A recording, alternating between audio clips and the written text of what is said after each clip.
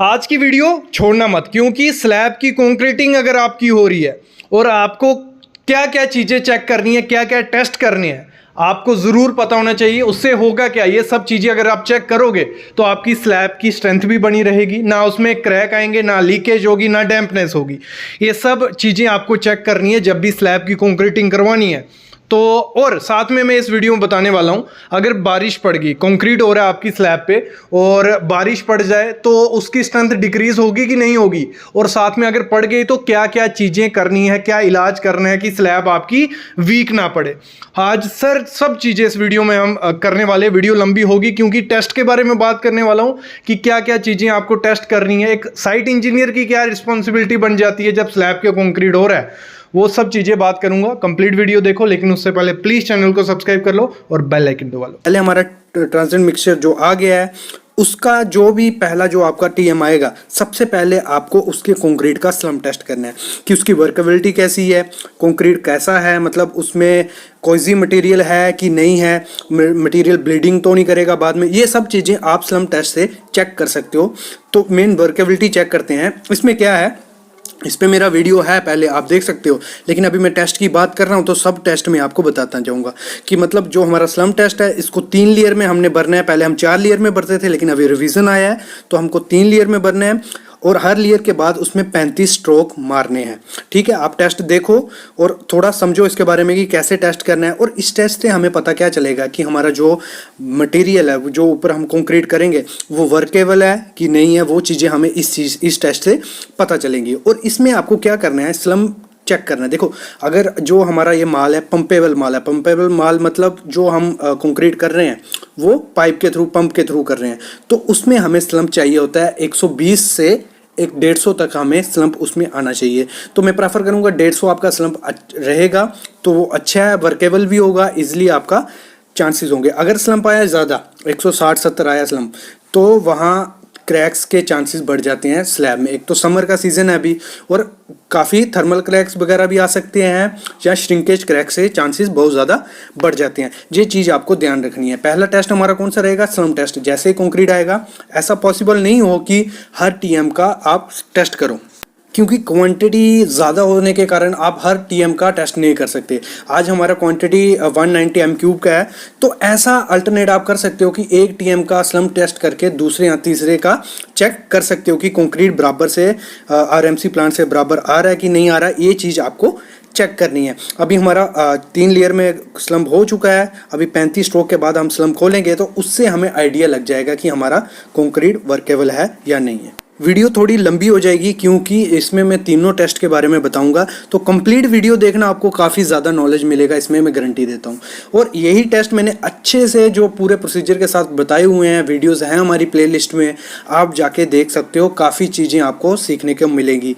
तो अभी हमारा फिल हो चुका है, इसको 2 मिनट में आपको ये प्रोसेस कंप्लीट करना होता है। उसके बाद इसको अच्छे से साफ करके इसको स्लम्प को उठा लेना होता है। अभी मैं बताता हूँ, आप वीडियो देखते रहिए, आपको पूरा इससे आइडिया लग जाएगा। जब भी आप साइट पे जाओगे तो ये चीज़ें आपको पता होनी चाहिए, मैं ये कहता हूँ आपको।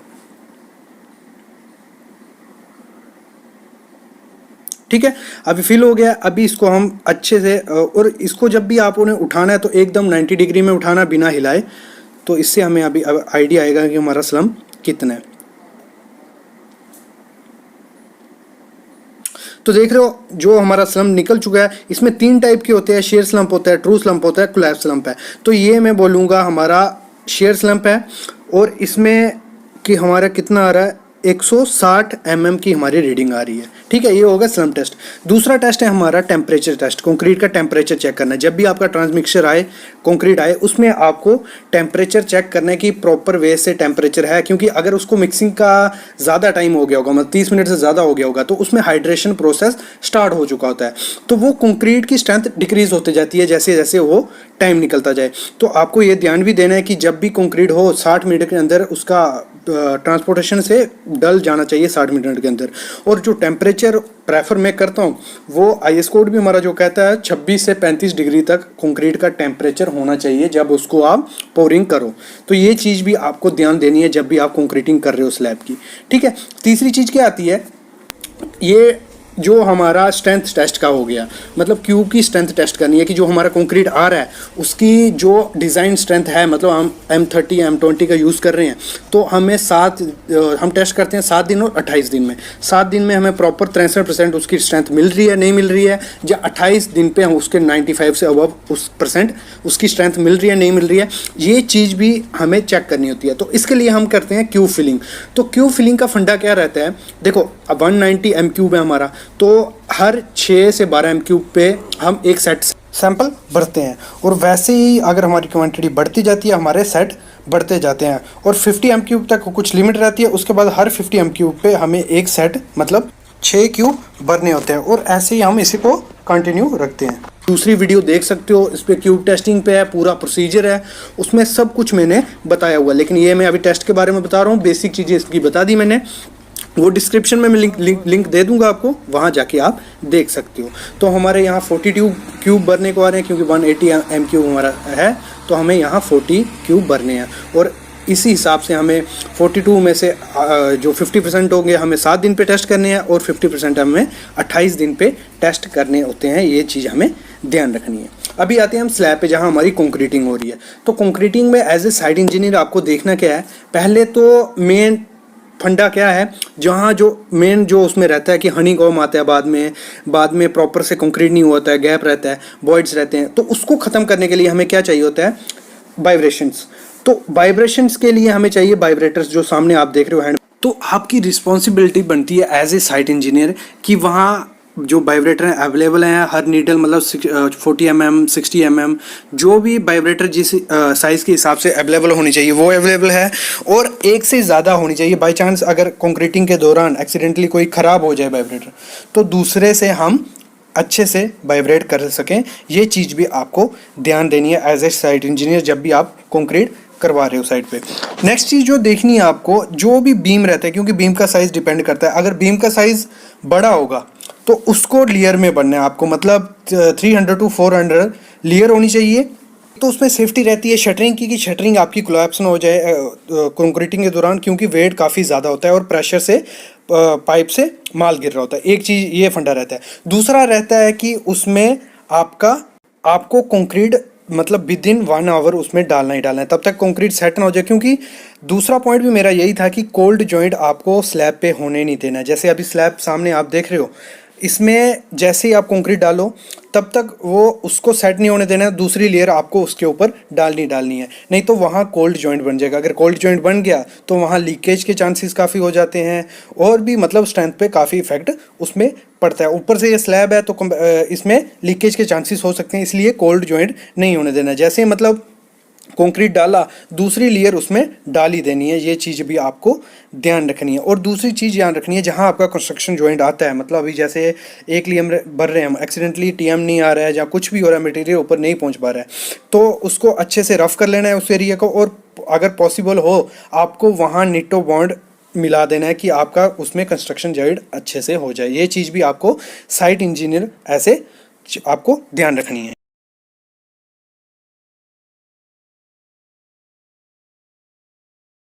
और जैसा मैं स्टार्ट में बोल रहा था कि आप पैसा कैसे बचा सकते हो, वो होता है आपको ध्यान रखना है एज ए साइट इंजीनियर।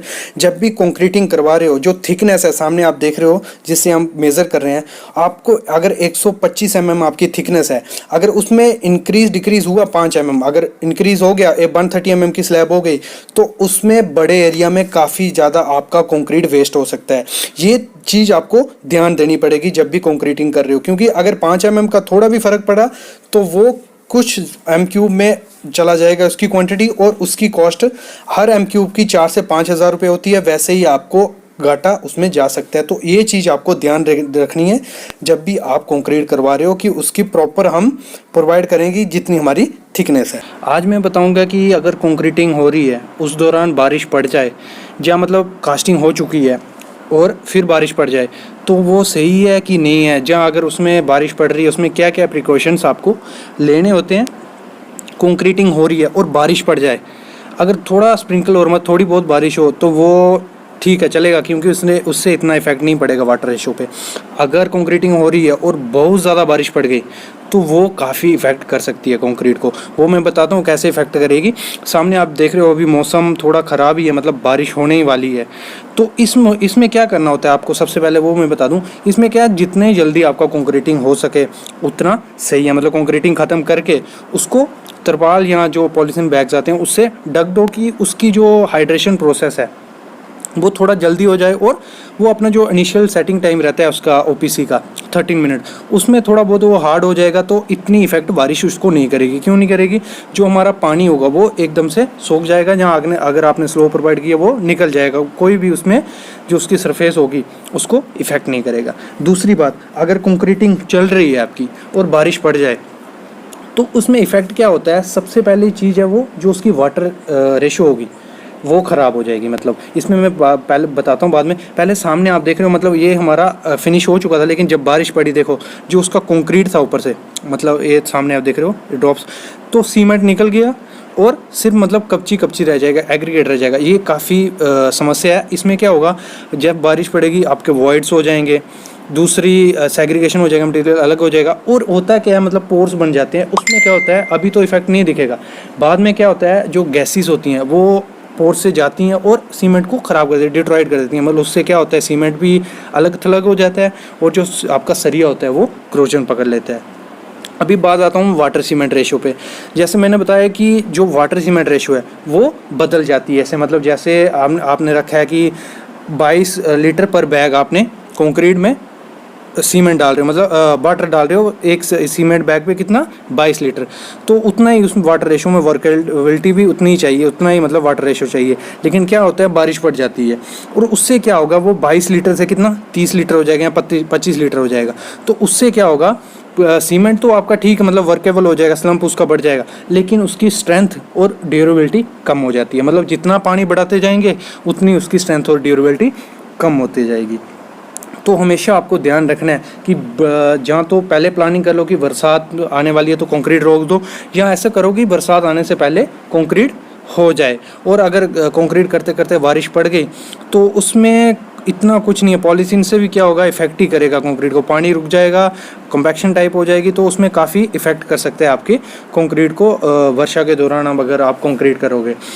तो दूसरी चीज़ जो रहती है, आपको क्या करना है, मतलब अगर आपका कंक्रीट हो गया है, बारिश पड़ गई, तो उसमें क्या होता है, आपका एग्रीगेट अलग हो जाता है और सीमेंट रेती अलग। तो उसमें क्या करना चाहिए आपको, बाद में नीरू होता है, मतलब नीरू बोलते हैं लैंग्वेज में, लेवल लैंग्वेज में। तो इसमें क्या होता है, सीमेंट और पानी के पेस्ट बनाकर एक स्लरी बना के ऊपर डाल देते हैं। ये डालना नहीं चाहिए क्योंकि ये बाद में क्या होता है, पपड़ी बन के निकल ही जाता है। लेकिन यही तरीके अगर कंक्रीट मतलब बारिश पड़ गई और फिर आप ये डाल सकते हो। दूसरी चीज़ देखनी है आपको कि आप प्लान ही नहीं करो, मतलब जब वर्षा पड़ रही हो, मतलब रेन पड़ रही हो, तो तब कंक्रीट करना भी वो रहता है। क्योंकि आपने अगर वाटर रेशो डाल रहे हो मतलब 20 लीटर पर बैग, तो जो रेती होगी, एग्रीगेट होगा, वो भी गीला होगा और वो भी पानी सोखता जाता है। क्या होता है, सैंड पानी सोख लेता है और वो जब हमारी वाटर रेशो के हिसाब से हम पानी डालते हैं उसमें, तो क्या होता है, पानी बढ़ जाता है क्योंकि सैंड ने सोखा हुआ है वो छोड़ता है, और उसमें क्या होता है, सेग्रीगेशन हो जाती है, ब्लीडिंग हो जाती है, मतलब पानी ऊपर सरफेस में आता है।